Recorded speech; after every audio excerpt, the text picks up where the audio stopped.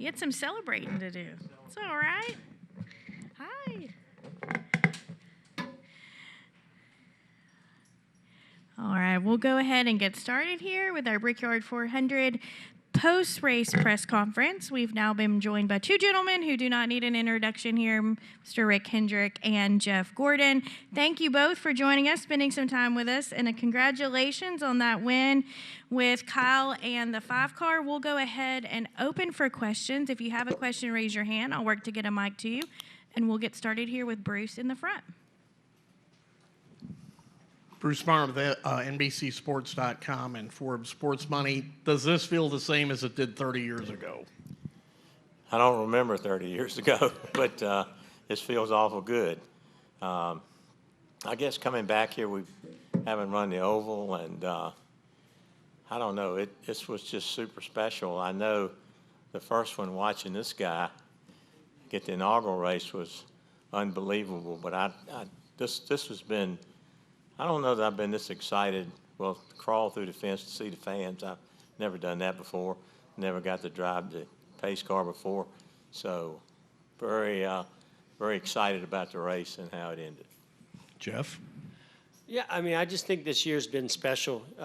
Obviously with Rick driving the pace car, but with Kyle driving the Indy 500 and Rick participating in that, just to be there kind of on the sidelines watching how that all unfolded. I think it's as much as we've all loved the history of Indianapolis Motor Speedway, I think being here for the month of May or for those events when we were here in May just makes you appreciate it even that much more, and the fans and everybody that makes this Speedway so special. So I don't know, I just feel like today, especially with that car, that paint scheme that was the one that was going to run that day, just seemed to bring it all so sort of full circle and made it very special. And also Kyle kind of said he's coming back in May. Have you guys signed off on that? Not yet. All right, we'll continue with questions. We'll go over here to Ben. Go ahead.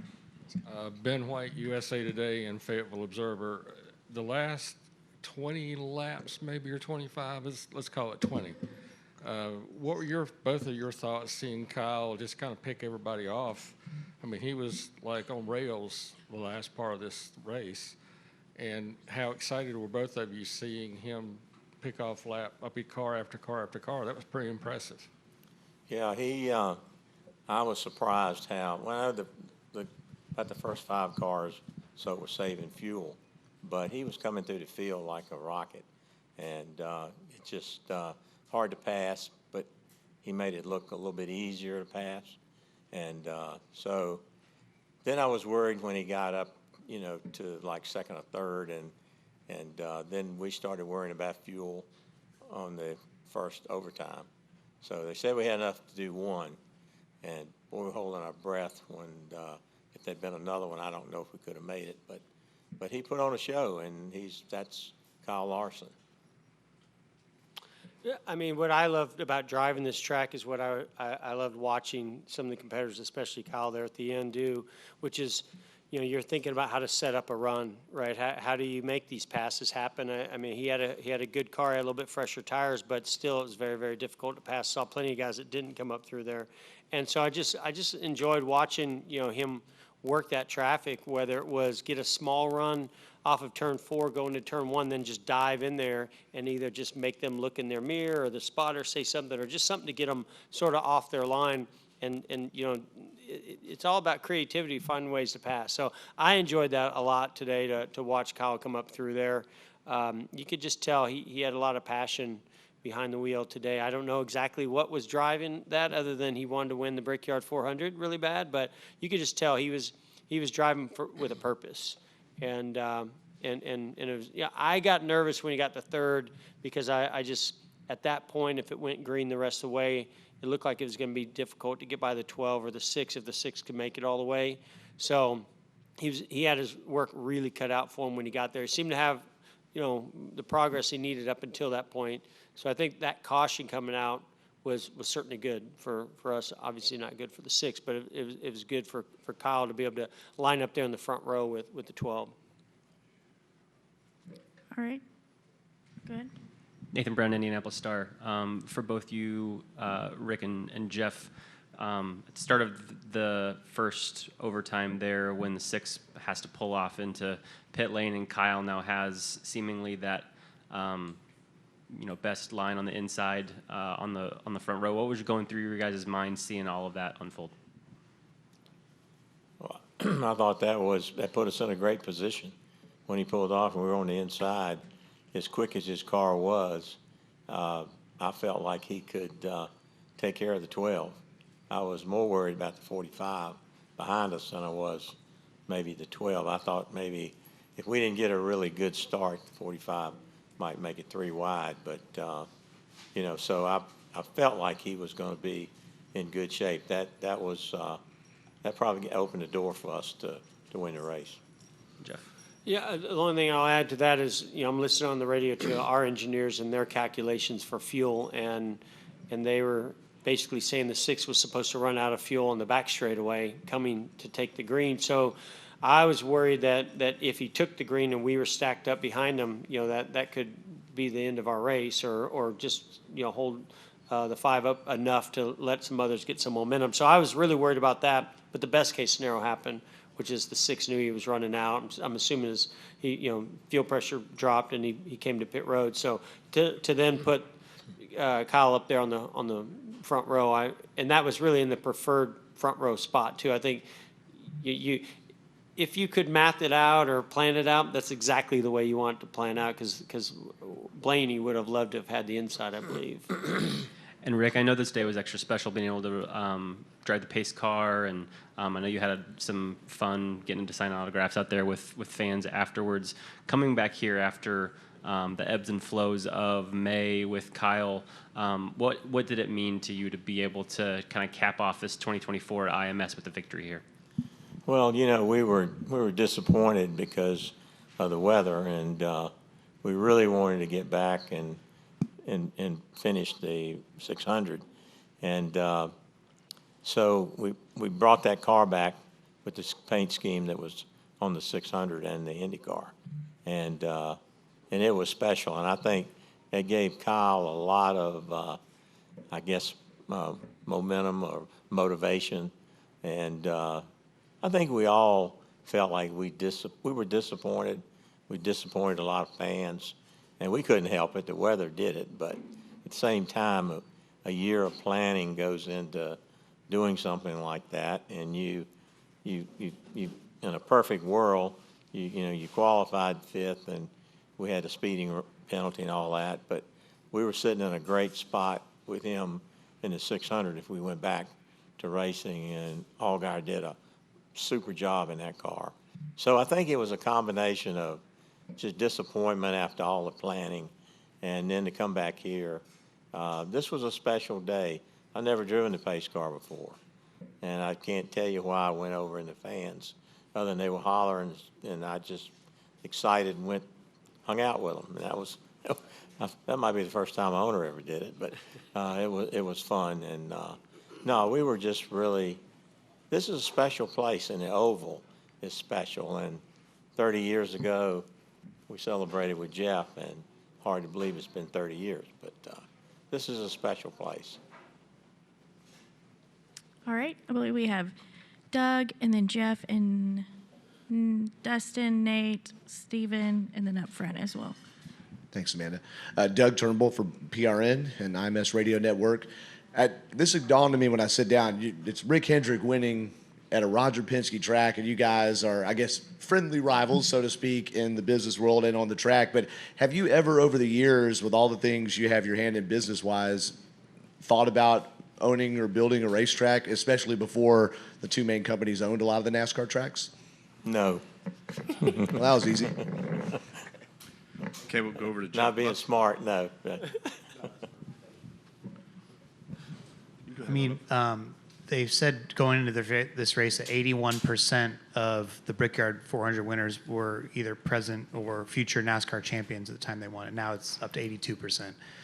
What is it about this race on the oval that brings out the championship-worthy drivers and the best of the best? Yeah, it's a technical track. I mean, there's a lot of different ways to approach the corners, how you arc in, how much brake you use, when you release the brake, and, working with the team to get the car set up right. I mean, I've always felt like the best teams rise to this occasion as a whole. And I think the 5 team is very, very strong. One of the best teams out there, obviously. And I think they, now having this win under their belt, really is going to kind of set the tone for the rest of the season of, who's the biggest threat for the championship. I know that this is not Phoenix, but it's about momentum and confidence and being able to step up in the biggest moments. And I think today was one of those big moments for this team, for everybody out here today. Right. We're now joined by our crew chief, Cliff Daniels. We'll go ahead and keep the questions rolling. We've got Dustin, Nate, and then Jordan. Dustin Long, NBC Sports. Jeff, you used the term when you're talking about Larson's moves, creativity. What was it that stood out to you that you have an appreciation for that I can't see since I'm not having done what you've done? And what did you see of that creativity, and how has that, I guess, grown through the years with your organization? Yeah, I mean, I think a lot of great drivers have it, but especially with his dirt background, I think you have to have that ability, or you learn that you've got to search around the racetrack to find speed or to find ways to pass. And there's not a lot of grooves here, right? We know it's very narrow, so you're just playing in a very tight window. But just, I think, surprise, and even he said it to me when I talked to him after the race. He's like, yeah, I just was surprising them. And that's sometimes a method that works. But then the spotters are telling the next driver, say, hey, he just dove in, and made a pass here. And then that driver understands, and they learn, and then they start looking. So then you got to try something else. And, whether it's get to their outside, arc in, get a run off the corner, force them into the corner to overdrive it, whatever it may be. You have certain things at your disposal, but some guys have a bigger toolbox than others, and he seems to have a lot of them. And Rick, Jeff used the phrase surprise in terms of Kyle surprising the competition. Obviously you've had so many great drivers in your history. How does Larson surprise you in what you see him do? Every time I see him make some of the moves that he makes 3 wide, or, how he will go down under, or figure out a way to set a guy up. I think when these cars are so equal, it stands out more than it did when you had a big advantage with Arrow or whatever, in the years past. This car just makes everybody, it brings the field together. So you just don't see other people. They get in the lead, they're good. But how to work somebody and get by them and clean. And I asked him, I said, what made you feel so good in this today? And he said, the IndyCar. He said, I learned a lot driving the IndyCar and how to set people up and watch, work in the corners. And I mean, he's just a student, and he, I think when I look back to Tim Richmond and Jeff Gordon, now Jeff Gordon's the best I've ever seen. Oh, stop. But I think Jeff will say this: in equal equipment, the guy is really hard to beat if you just get him even. And I think his confidence level, coupled with his God-given talent, it's just a lethal combination. And this guy over here gives him the best stuff, always in his ear. They remind me of Ray and Jeff, or Jimmy and Chad, and just standing back, listening to them, and the confidence they have in each other. It's pretty remarkable. Go ahead, Nate. Can I say something to the gentleman back here that I said no on the racetracks?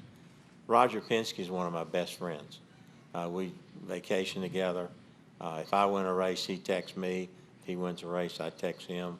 We kid each other, keep it in the family. We're competitive. We want to win.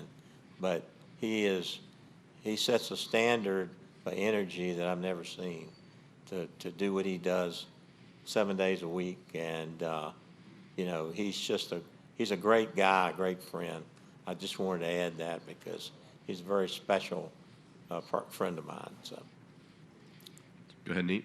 Nate Ryan, NBC Sports. I'm on your left, guys. I've got one for Jeff and Rick, but I'll start with you, Cliff. There was one point, I think, in the first two stages where you said something like, Kyle asked you, objectively, what do I need to be doing here? And you said something like, I need you to save as much fuel as you can. I need you to pass as many cars as you can.